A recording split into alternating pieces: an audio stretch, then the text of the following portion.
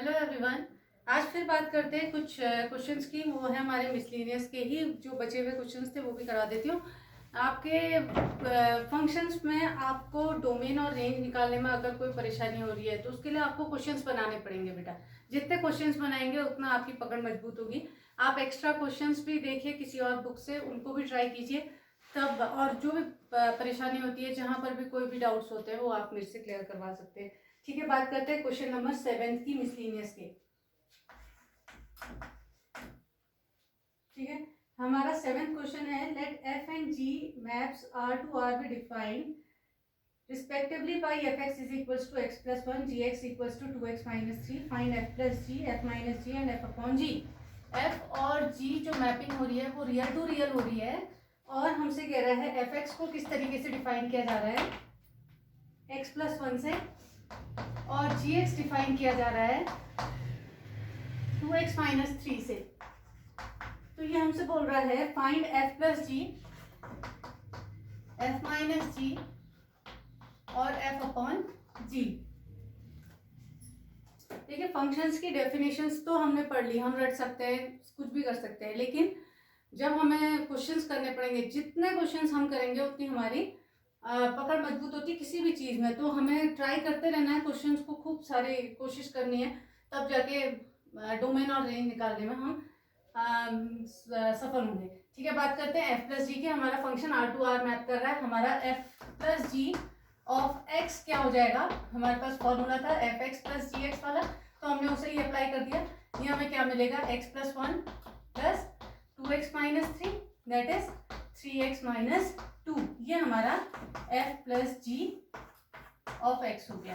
ठीक है, इसी तरीके से हम बात करते हैं एफ माइनस जी। अब f plus g, f mapping हो रही है R to R, f g mapping हो रही है आर टू आर, तो एफ प्लस जी की भी मैपिंग कहाँ से कहाँ तक होगी, आर टू आर।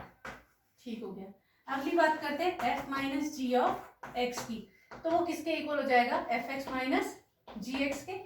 आप वैल्यूज रख दीजिए, आपका क्या आ जाएगा, x plus 1 minus 2x plus 3, हमें क्या मिलता है माइनस एक्स प्लस 4 के, जहां हमारी f माइनस जी की भी मैपिंग हो रही है r to r।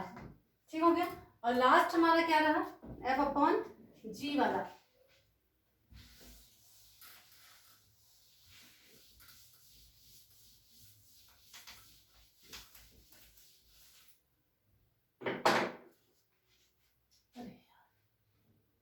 F x था हमारा एक्स प्लस 1 और जी एक्स था हमारा 2x माइनस 3। तो f upon g of x कितने के इक्वल हो जाएगा, हमारे f x upon g x के, जहां पर g x should not be equals to 0। ठीक हो गया। अब इसे निकालने के लिए एफ एक्स है हमारे पास एक्स प्लस 1 ओवर जी एक्स हमारे पास 2x माइनस 3। इसके लिए किसको किसके बराबर नहीं बैठना पड़ेगा, 2x माइनस 3 को 0 के बराबर नहीं बैठना पड़ेगा, या x को 3/2 के बराबर नहीं बैठना होगा। और मैपिंग क्या हो जाएगी, x को 3/2 के बराबर नहीं बैठना मतलब डोमेन में कौन सा एलिमेंट नहीं पाया जाना, 3/2। तो हमारी जो मैपिंग हो जाएगी f अपॉन जी की, वो कितनी हो जाएगी, r माइनस 3/2 एलिमेंट को हम हटा देने वाले हैं। ठीक है, ये एलिमेंट हमने हटा दिया। अब इसके बाद इस फंक्शन को पूरा मैं y ले लेती हूँ, क्रॉस मल्टीप्लाई किया तो 2xy minus 3y is equals to x plus 1। Range भी तो निकालनी पड़ेगी, कहाँ तक जाएगा ये, या पूरा ही रियल नंबर कहते हैं, पूरा ही रियल नंबर भी कह सकते हैं। हाँ ठीक है, ऐसा करते हैं, पूरा ही रियल नंबर कह देते हैं। और वैसे अगर मैं इसे रेंज में अगर डालूं तो मेरी रियल कोडोमेन में से कौन सा एलिमेंट गायब हो सकता है वो चेक करते हैं। यहाँ पर हमारे पास x को इन टर्म्स ऑफ y लाते हैं, तो हम क्या लिख सकते हैं, 2xy minus x is equals to 3y plus 1, 2y minus 1 is equals to 3y plus 1, और यहाँ से हमें क्या मिलेगा, x is equals to 3y plus 1 over 2y minus 1। अब इसके लिए ये फंक्शन तब काम करेगा जब ये चीज हमारे पास नॉट जीरो ना हो, ताकि ये नॉट डिफाइंड ना हो जाए। तो हम कहेंगे 2y माइनस 1 को 0 के बराबर नहीं बैठना पड़ेगा, means y is equals to not equals to half. तो हमारी अगर मैं रेंज की बारे में बात कर रही होती तो range r minus half element की हो जाती। ठीक है, तो हम इसको f अपॉन जी को हम क्या कहेंगे, r माइनस 3/2 टू r भी कह सकते थे, क्योंकि वहां तो हमारी डोमेन का ये डोमेन होता है और ये हमारी कोडोमेन होती है, तो हम r माइनस 3/2 टू r भी कह सकते थे इसे। ठीक है, बात करते हैं अगले क्वेश्चन की।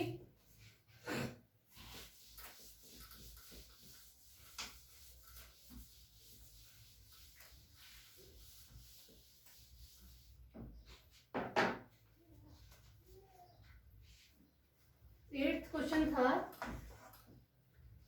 क्वेश्चन कह रहा है let f is equals to set of order pairs, f is equals to set of order pairs 1 1 2 3 0 -1 0, -1 -1 -3। ठीक हो गया, ये हमारा सेट है f का, be a function from z to z, और f की मैपिंग कहां से कहां हो रही है, z to z। Defined by fx is equals to ax plus b। fx को हम कैसे डिफाइन कर रहे हैं, कह रहा है ax प्लस b से। Then find the value where a and b are some integers, find the value of a and b। a और b इंटीजर्स है, इन्हीं की वैल्यू भी हमने निकाल दी है, तो हम लिख देते हैं a भी क्वेश्चन मार्क और b भी क्वेश्चन मार्क। ठीक है, फिर क्या करना है, हमें पता है कि फंक्शन के अंदर ये ऑर्डर पेयर्स बैठे हैं, मतलब ये x है, ये fx है, इस इक्वेशन में रख देते हैं, आ जाती है चीज। देखते हैं हमारा क्या है x, ध्यान रहे मैपिंग z टू z हो रही है, हमारे डोमेन में भी इंटीजर्स बैठे हैं और कोडोमेन में भी इंटीजर्स बैठे हैं। देखिए क्या पता उससे फर्क पड़ सकता हो। तो fx की जगह पर हमने रखा 1 और x की जगह पर भी 1, तो हमें एक इक्वेशन तो a plus b is equals to 1 मिलती है। दूसरी हमारी क्या, हम कोई भी दूसरा ले लेते हैं, ये ले लेते हैं 0 और -1, तो इससे हमें क्या मिलेगा, -1 is equals to a into 0 plus b, मतलब b इज इक्वल्स टू मिल गया -1। ये हमारे एक ऑर्डर पेयर को और पकड़ के, क्योंकि दो अननोन वेरिएबल्स थे तो दो इक्वेशंस बननी जरूरी थी, किन्हीं भी चार में से किन्हीं भी दो ऑर्डर पेयर्स को पकड़ के आप कर सकते थे काम। यहाँ पर हमने पहला और तीसरा ले लिया क्योंकि ये वाला इजी था, ये भी इजी था। ठीक है, अब बात करते हैं जी b इज इक्वल्स टू -1, हम अपनी इक्वेशन 1 में रख लेते हैं, तो हमें क्या मिलेगा, 1 is equals to a minus 1 is equals to 2। तो हमारे b भी -1 निकला है, ये भी इंटीजर है और 2 भी हमारा इंटीजर है, इसलिए लिखेंगे -1 इज एन इंटीजर। तो इसलिए a इज इक्वल्स टू 2 और b इक्वल्स टू -1 हमारी वैल्यू सही है। कभी कभी ऐसा भी हो सकता था कि हमारे आंसर गड़बड़ आ जाते, तो हम कहते हैं नो ए ये नहीं हो सकता या वो नहीं हो सकता क्योंकि वो तो इंटीजर्स होने चाहिए या कुछ ऐसा, लेकिन यहाँ हुआ नहीं। चलिए बात करते हैं अगले क्वेश्चन की।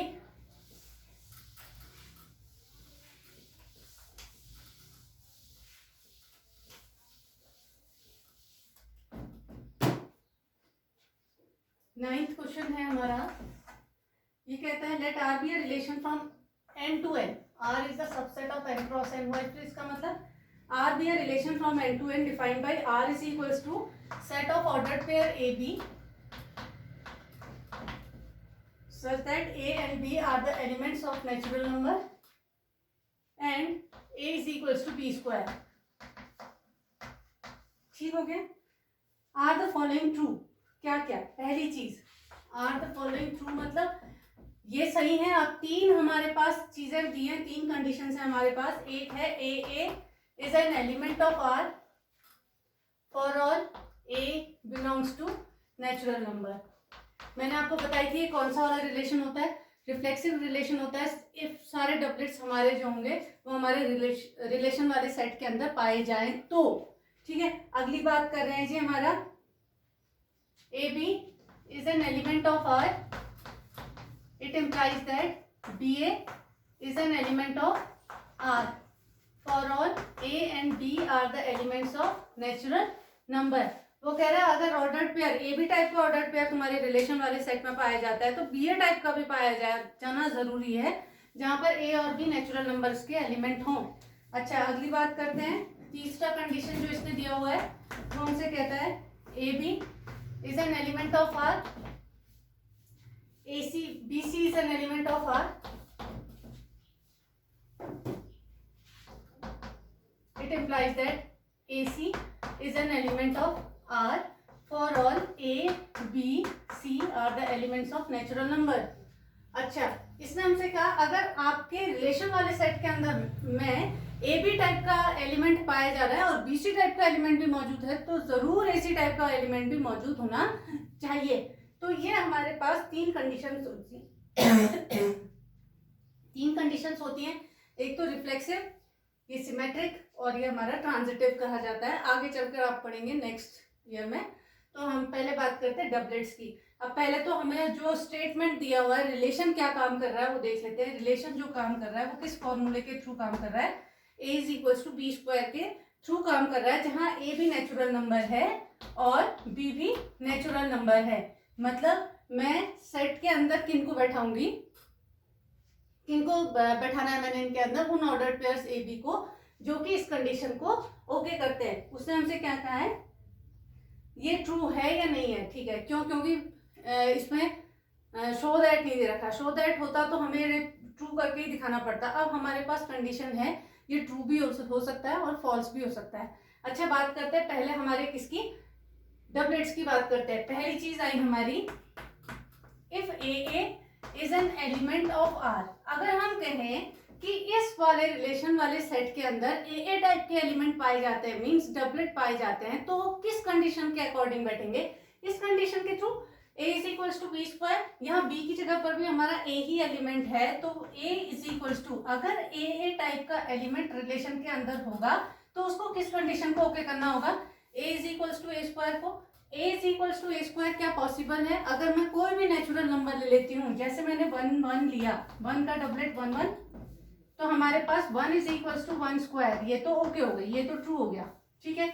अब मैंने अगला डबलेट पकड़ा 2 2, तो 2 इज इक्वल टू 2 स्क्वायर, क्या ये ट्रू है, क्या 2 4 के इक्वल होता है, नहीं होता है, तो हम कहेंगे इट इज फॉल्स। और पता है आपको, जितने डबलेट्स होंगे ना, हमारे नेचुरल नंबर के जितने डबलेट्स होते हैं वो सारे के सारे मौजूद होने चाहिए। मतलब 1 1 2 2 3 3 4 4 5 5 6 6 अप टू 7, हमारे पास जहां तक भी नेचुरल नंबर्स है सारे के डबलेट्स मौजूद होने चाहिए, तभी हमारे पास, और वो सारे मौजूद हों किसके थ्रू, किसी कंडीशन के थ्रू। ये पहला तो हमारा ट्रू था, बाकी कोई भी एलिमेंट जो है वो सेटिस्फाई नहीं हो रहा है इस कंडीशन के थ्रू, तो केवल एक एलिमेंट बैठ रहा है 1 1, जो कि पर्याप्त नहीं है। तो हम कहेंगे कि पहला कंडीशन तो ये ट्रू नहीं है, ठीक है। रिफ्लेक्सिविटी ओके नहीं हो रही है। सेकंड की बात कर रहे हैं हम, सेकंड क्वेश्चन है, सेकंड पार्ट है हमारा, A B is an element of R. जैसे ही हमने a B is an element of R कहा, हमारे दिमाग में क्या बैठी बात कि a is equals to b square, a is equals to b square. अगर ए बी टाइप का एलिमेंट है तो a is equals to b square. तो अगर बी ए एलिमेंट है हमारा, बी ए एलिमेंट भी मौजूद होना चाहिए बोल रहा है ना, तो क्या भी बैठना चाहिए, b is equals to a square के। क्या b is equals to a square के है, नहीं।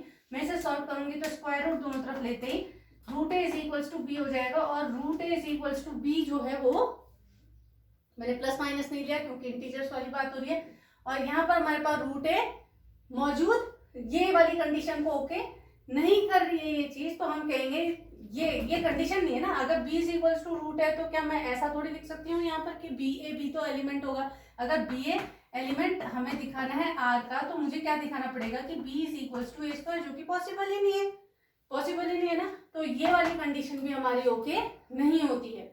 अच्छा, अगर ऐसा हो जाए, तीसरी चीज, तीसरा चीज क्या है, ट्रांजिटिविटी। ये कह रहा है कि अगर ए बी एलिमेंट है आर का, ये भी दिया हमें, a is equals to b square दिया हुआ है, ये एक इक्वेशन है। दूसरा हमारा है b c is an element of R, तो इससे हमें क्या मिला, b is equals to c square, ठीक हो गया। तो हमें ये प्रूफ, ये दिखाना है क्या ए सी एलिमेंट होगा आर का।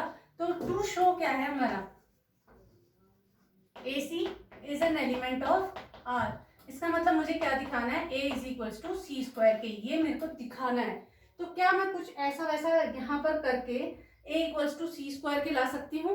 अच्छा, मैं इन दोनों इक्वेशन से क्या कर सकती हूँ, मैं इस वाली इक्वेशन में b की जगह वैल्यू रख सकती हूँ, तो मुझे क्या मिलेगा, a is equals to c square का भी स्क्वायर, क्योंकि b जो है सी स्क्वायर के इक्वल है और हमने यहाँ b स्क्वायर बनना है, a is equals to c to the power 4, लेकिन मुझे चाहिए क्या था, a is equals to c square.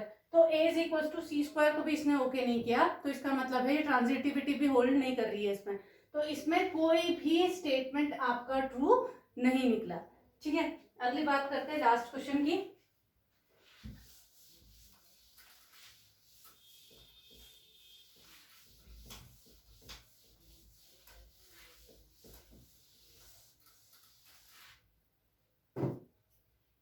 Last question कह रहा है let a is equals to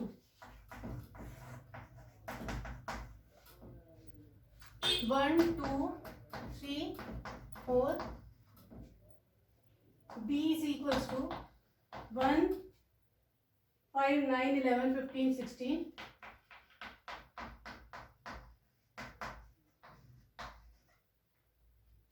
and f is equals to set of ordered pairs 1 5 2 9 3 1 4 5 2 11। ये हमें दिए हुए हैं भाई set of ordered pairs, means एक फंक्शन का सेट दिया है। आर द फॉलोइंग ट्रू, क्या पहली चीज वो हमसे पूछ रहा है f is a relation from a to b, f is a relation from a to b, पहली चीज।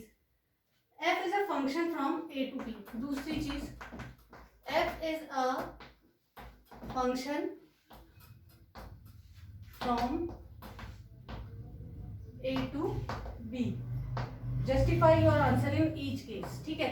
अच्छा, हमें क्या दिया है इसने, एक सेट दिया है a जिसमें एलिमेंट्स भरे 1 2 3 4, तो इसके लिए हम फटाफट से डायग्राम बना देते हैं। हमने डायग्राम दिया, उसमें 1 2 3 डोमेन में अपने एलिमेंट्स डाल दिए, इसको नाम दे दिया a, ठीक हो गया। इसके बाद हम बात करते हैं अपने सेट b की। सेट b में हमारे पास ज्यादा एलिमेंट्स हैं, 1 5 9 11 15 और 16, 1 5 9 11 15 और 16। और f वाला सेट भी फंक्शन भी मुझे दिया हुआ है, f है ये r है, किसी से भी इंडिकेट कर दो इसे, क्योंकि इसे हमने ये रिलेशन है कि नहीं ये भी दिखाना है और फंक्शन है कि नहीं ये भी पूछा है उसने, मतलब दोनों चीजें पूछी हुई हैं उसने, ठीक है। उसने जो मैपिंग करी है उसके अकॉर्डिंग करते हैं। 1 किसके साथ मैप्ड है, 5 के साथ, 2 किसके साथ, 9 के साथ, 3 किसके साथ, 1 के साथ, 4 किसके साथ, 5 के साथ, ठीक है, और 2 किसके साथ, 11 के साथ, ठीक है। अब हमें बताना है f is a relation from a to b, f a से b पर रिलेशन है, इज इट ट्रू और रॉन्ग। अच्छा, ट्रू है तो क्यों है और फॉल्स है तो क्यों है, ठीक है। हम देखते हैं हमारा काम क्या है, किसी फंक्शन को फंक्शन हम कब कहते हैं, किसी फंक्शन वाले सेट को हम फंक्शन कब कहते हैं, जब उसके दो ऑर्डर्ड पेयर्स का कॉमन डोमेन ना हो। तो हम यहाँ पर चेक करते हैं, इसमें 1 है, इसमें 2 है, इसमें 3 है, 4 है, फिर ये 2 है। तो यहाँ पर दो ऑर्डर्ड पेयर्स 2 9 और 2 11 ऐसे हो गए जिनके की ऑर्डर्ड पेयर्स में डोमेन के एलिमेंट सेम है। मतलब हमने क्या पढ़ा था कि एक एलिमेंट से 2 तीर नहीं निकल सकते, यहाँ पर एक एलिमेंट से 2 तीर निकल रहे, तो इसका मतलब है ये फंक्शन तो नहीं है, ठीक है। सारे के सारे एलिमेंट्स ऑक्यूपाइड तो थे, लेकिन इसने किस कंडीशन को ओके नहीं किया कि यहाँ से हर एक एलिमेंट की एक ही इमेज होनी चाहिए। तो यहाँ पर इससे 2 तीर निकलने का मतलब ये फंक्शन तो नहीं है। और हमें पता है कि ऐसा किसके कैटेगरी में आ सकता है, रिलेशन के अंदर आ सकता है, क्योंकि फंक्शन रिलेशन कहता है कि मेरे अंदर कोई ऐसी कंडीशन नहीं है कि आप मेरे अंदर किन ऑर्डर्ड पेयर्स को बैठाते हो, एक कई सारे एलिमेंट्स की कॉमन डोमेन हो सकती है, कई सारी चीजें हो सकती है। क्यों, क्योंकि मैं तो a क्रॉस b से निकली हुई चीज हूँ, मैं तो a क्रॉस b से निकले हुए ऑर्डर्ड पेयर्स का सेट हूँ। मतलब मैं तो क्या हूँ, 1 1 भी हो सकता हूँ, 1 5 भी हो सकता हूँ, 1 9 भी हो सकता हूँ, 1 11 भी हो सकता हूँ, 1 15 भी हो सकता हूँ, 1 16 भी हो सकता हूँ, ऐसे ही 2 1 2 5 2 9 2 11 2 15 2 16 कुछ भी हो सकता हूँ। मैं तो इनमें से निकली हुई चीज हूँ रिलेशन, तो इसलिए ये रिलेशन तो है लेकिन फंक्शन नहीं है। फंक्शन होने के लिए हमारे पास क्या चीज थी कि फंक्शन में 1 to 1 करस्पॉन्डेंस होना चाहिए और दूसरा हर एक एलिमेंट हमारा इसका ऑक्यूपाइड होना चाहिए, ठीक है। ये हमारे थे